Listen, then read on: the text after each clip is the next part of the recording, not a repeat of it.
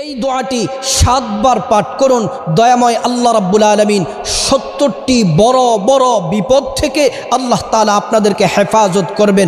বিখ্যাত তাবিঈ হযরতে মাকহুল রাহমাতুল্লাহি আলাইহি তিনি বলেন, এই বাক্যগুলা যে ব্যক্তি ৭ বার পাঠ করবে, প্রত্যেক দিন ৭ বার পাঠ করবে, আল্লাহ তাআলা তার ৭০টি বড় বড় বিপদ দূর করে দিবেন। এর মধ্য থেকে সবচেয়ে ছোট যেই বিপদ, সবচেয়ে হালকা যেই বিপদ, সেটা হচ্ছে তার পরিবার থেকে অভাব দূর করে দিবেন, অনটন দূর করে দিবেন, টেনশন দূর করে দিবেন, পেরেশানি দূর করে দিবেন, দুশ্চিন্তা দূর করে দিবেন।